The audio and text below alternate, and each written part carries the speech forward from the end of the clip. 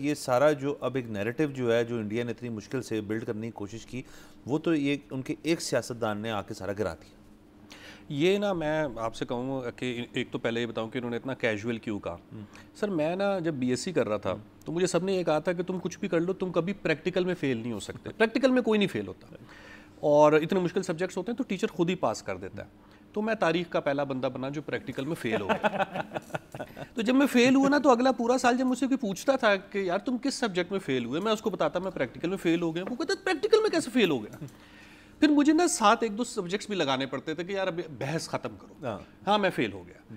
تو وہاں تک نوبت آ گئی تھی کہ اب یہ خود نہ مانتے. مجھے لگتا ہے سوامی صاحب صبح سے لے کے شام تک نا شاید یہی سوال کا جواب دے رہے تھے. ہر کوئی ان سے پوچھ رہا تھا انٹرنلی ایکسٹرنلی جہاز گرے ہیں نہیں گرے ہیں کیسے. انہوں نے وہ مطلب وہ اینڈ پہ آ کے انہوں نے تنگ آ گیا کہ جہاز گر گئے اگلی بات کو.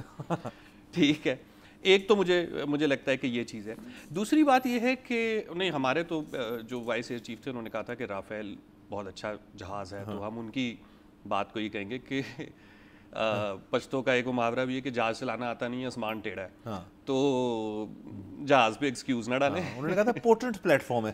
نہیں وہ انہوں نے کہا تھا ایکولی گڈ ہے, اچھا ہے. سو اب مجھے لگتا ہے کہ وہ چونکہ رافیل کی ڈیل آلریڈی ایک بڑی سسپیشیس ڈیل رہی ہے بی جے پی کے اس پہ, تو اب ڈبیٹ کہیں اور جائے گی. اور پتہ نہیں کیوں یہ فرانس کے ساتھ جو بھی سودا ہوتا ہے ہماری آبدوزوں کا تھا ان کا رافیل کا تھا, یہ کوئی رپڑ نکلا تھا. تو ویپن چائنا اور امریکہ سے ہی لینے چاہیے. سر فرانس میں تو آج کل جو ہے ان کی فرسٹ لیڈی جو فرسٹ مین کو دھکے بھی دے رہی ہیں, تو فرانس کے اپنے مسئلے جو ہیں وہ بڑے نمایاں ہو رہے ہیں. ہاں جی بالکل سنا ہے, کوئی میٹنگ ہوئی ہے اس میں سے پیکٹ بھی اٹھائے گئے. جی ایک وہ بھی ہوئی تھی. تو فرانس آرٹ اوٹ ہی کرے بس. ہاں جی یہ لیکن بہت اچھی بات ہے کہ یہ سوامی جی صاحب کا جو ہے وہ آ گیا انٹرویو. میں ابھی بھی اس کو دیر آئے درست آئے اور میں اس کو ٹائملی ہی سمجھوں گا, کیونکہ دیکھیں ہو کیا رہا تھا. اب ہم یہ شو کرتے ہیں, اس شو کے نیچے کامنٹس آتے ہیں جب یہ یوٹیوب پر اپلوڈ ہوتا ہے, اور اس میں ظاہر ہے انڈینز اکثر کامنٹ کرتے ہیں, اور وہ بار بار ہمیں جو ہے نا وہ بڑے عرصے سے کہہ رہے تھے کہ آپ کو نہیں پتہ آپ کا کتنا نقصان ہوا ہے, اور آپ کو نہیں پتہ ہم تو ری گروپنگ کر رہے ہیں, اور آپ کو نہیں پتہ ہم تو ایک نیا اٹیک کرنے جا رہے ہیں, اور آپ پوچھ نہیں سکتے کیونکہ آپ کے وہاں پہ بڑی سختی ہے.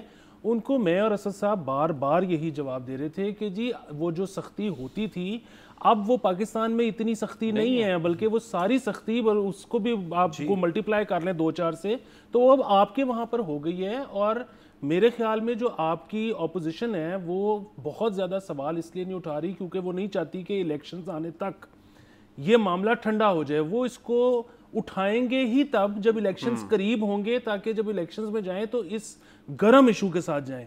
اچھا میرے خیال میں اب جو ہے وہ بی جے پی کے اپنے اندر سے اگر یہ آوازیں آنی شروع ہو گئی ہیں تو ان کو بھی ایک چیز سمجھ آ رہی ہے کہ دیکھیں جی مودی صاحب تو ایک فرد ہے نا, بی جے پی ایک پوری پارٹی ہے, تو ایک فرد کے لیے پوری پارٹی قربان ہو جائے گی اگر ہم ابھی اس کے بارے میں خاموش رہے, کیونکہ الیکشنز کے قریب تو یہ مدعا کھڑا ہوگا ہی ہوگا. سو اب اندر سے انہوں نے خود یہ کہنا شروع کر دیا کہ ہاں جی یہ بالکل ہوا ہے. سو جو ہماری پریڈکشن تھی میری اور اسد صاحب کی بالکل یہ 10 تاریخ کو, وہ اب جو ہے وہ میرے خیال میں ٹھیک ہوتی نظر آئے گی کہ بی جے پی نے مودی صاحب کی بلی دینے کا فیصلہ کر دیا.